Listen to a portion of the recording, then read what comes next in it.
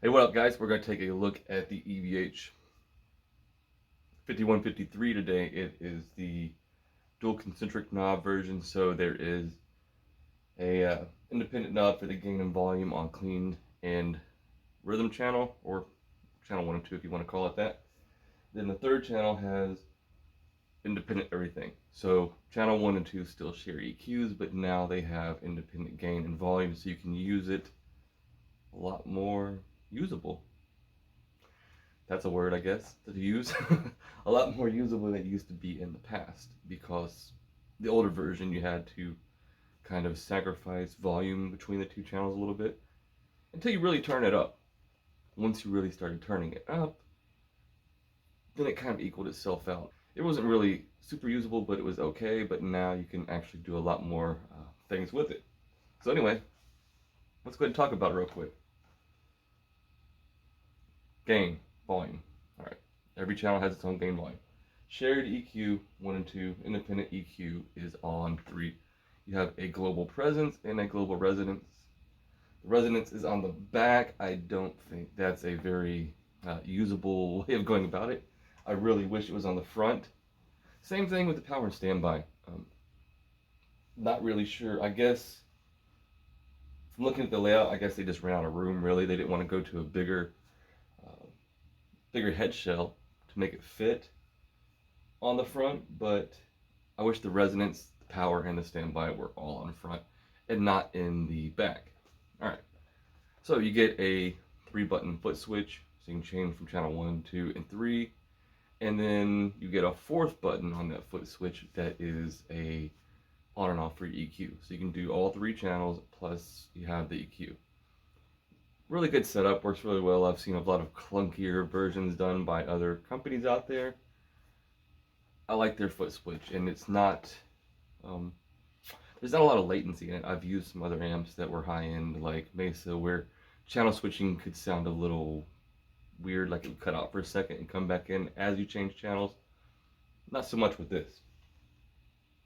Now, there's a ton of gain on this amp, as I'm about to show you. We're going to do it, I'll show you some cleans, I'll show you both channels, and probably a couple pedals as a boost, just to see how it sounds boosted. In the intro, I used a Boss SD1 on top of the blue channel, which is the less dirtier of the 2 channels. So anyway, let's go ahead and get to it. We'll check out some tones. Okay, so we're going to quickly run through the clean channel because I think it's a lot more usable than people give it credit for, especially when you turn on the Strymon Dig.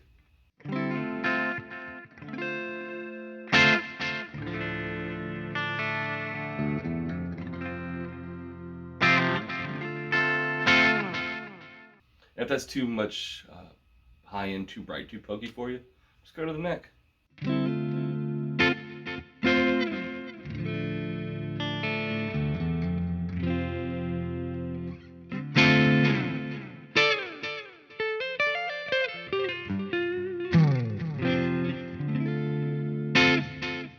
So, how you cannot use that channel and think it sounds good, I don't know.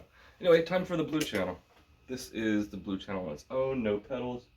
Gain is a little bit huff away. All the EQ is like 6, and the volume is a little bit above a quarter. And we're going into 2 notes captor, into wall of sound. Reverb is coming from wall of sound. All delays will be from the Strymon Dig.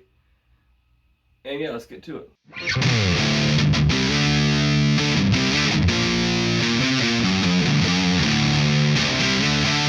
Forgot to change pickups, but now you know what it sounds like on the neck.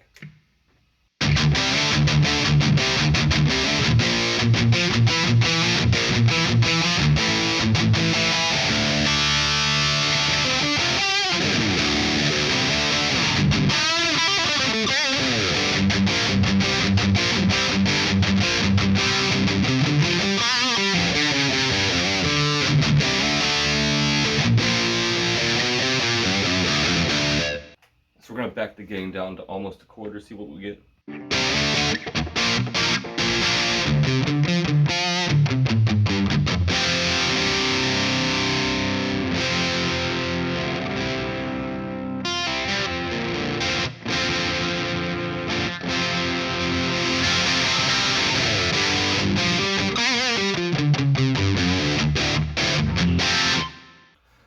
combining it with the gain backed off and rolling the volume on your guitar, you can get a really cool, like, classic crunchy sound.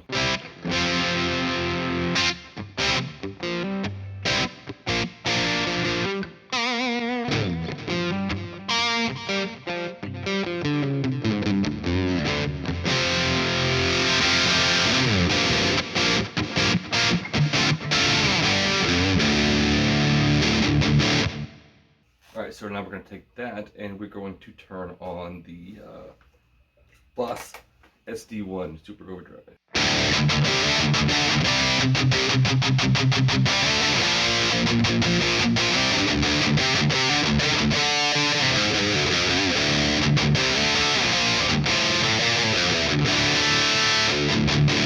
And when you got the gain back down like this, it kind of loses power in the low end, so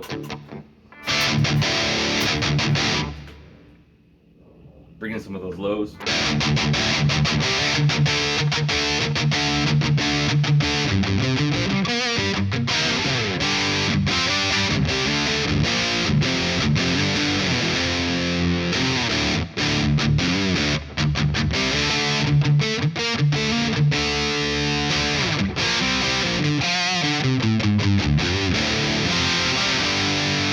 Alright, now we're going to crank the gain, see what it's like now with the gain all the way up.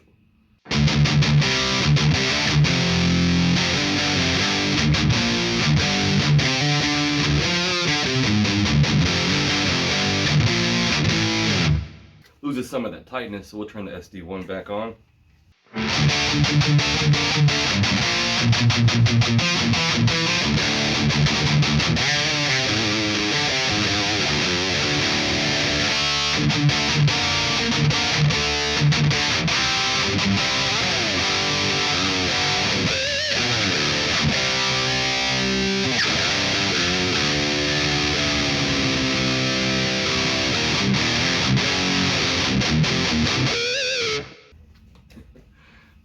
Yeah, I dig that tone. Usually I keep the gain a little bit above half though. That's where I like to live on the Blue channel, because it's the best of both worlds. Like, you still have some of the tightness, but you still have some of the low end aggression and dynamics. It's not just fuzzed out.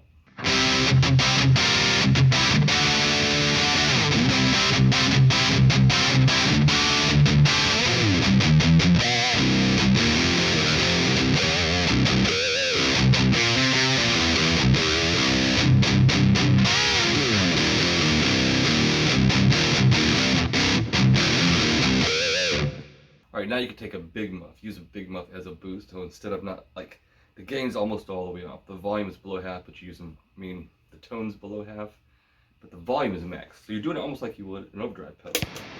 A lot of noise though.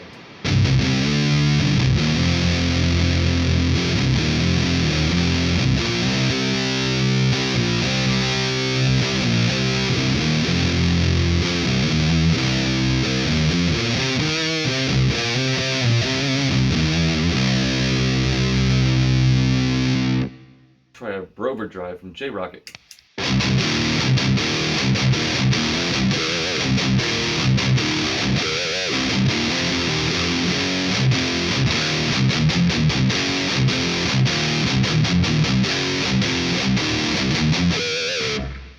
And now I'll go back to the SD1.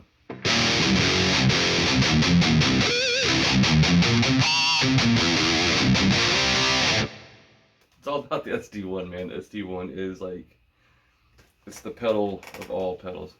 Alright, so now we're gonna go to channel 3. The gain is like below a quarter. Yeah, well, right at a quarter.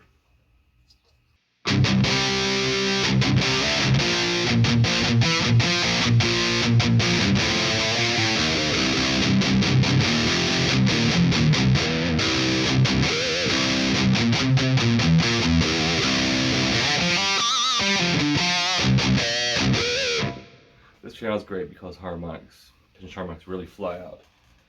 But people say there's like too much gain on this channel, so let's just find out.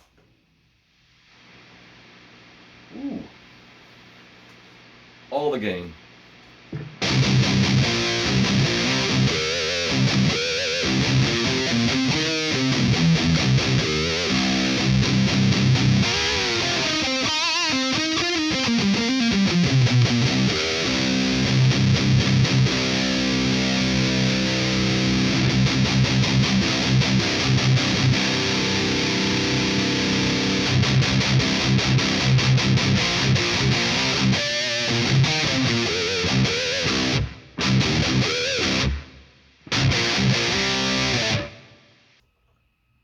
still pretty noisy. I'd say about halfway is the most amount of gain I would ever use on this amp.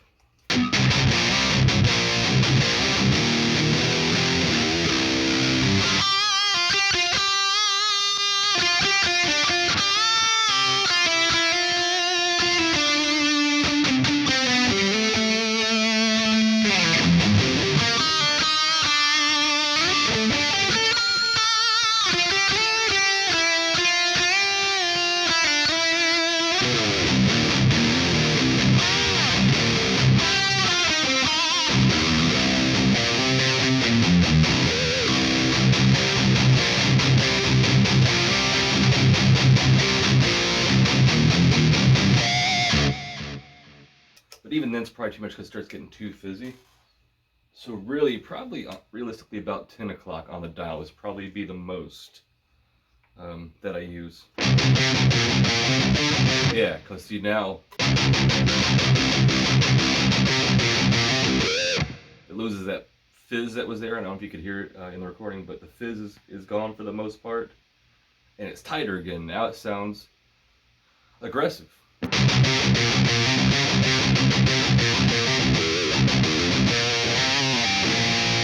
SD1 on top of the lead channel, the red channel.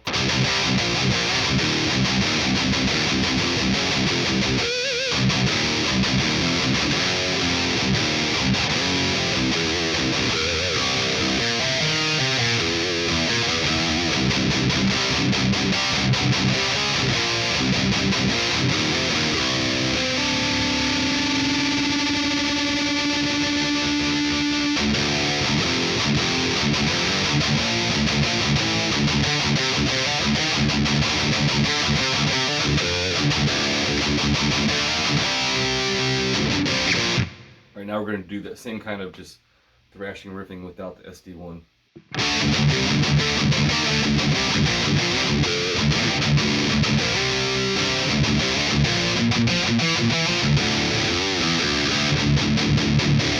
I just like what an SD1 does to amps.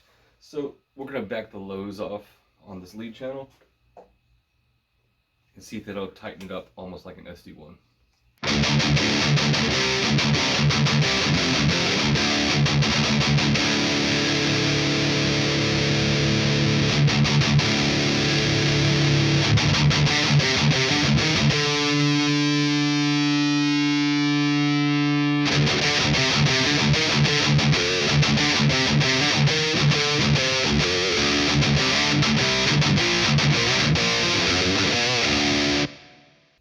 Okay, we have the lows backed off a little below half, and the mids and highs like almost 3/4. But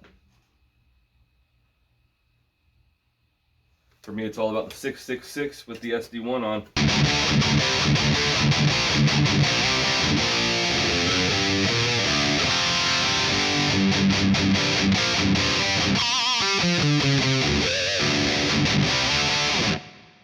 Yeah, so last thing we're going to do with this amp is go back to the clean channel quickly, just because I've been making like such long videos lately. I know it probably bores a lot of people. Quickly, we're going to use the clean channel with the Overdrive as overdrive, so seeing how well it could take overdrives on the clean channel, so if you wanted to use it as a pedal platform.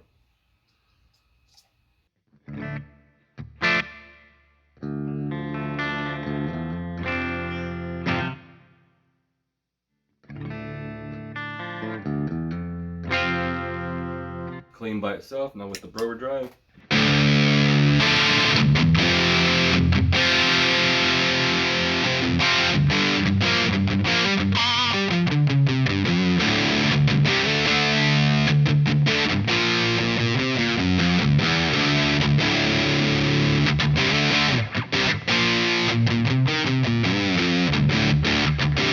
Not bad. If you had an Overdrive that had like independent EQs for bass, middle, and treble, you could probably really make it sound killer.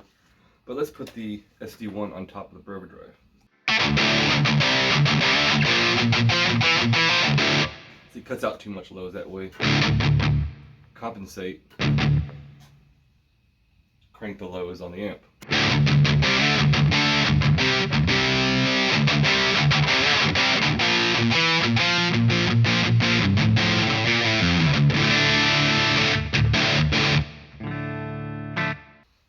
So last thing to try is we're going to try the Big Muff.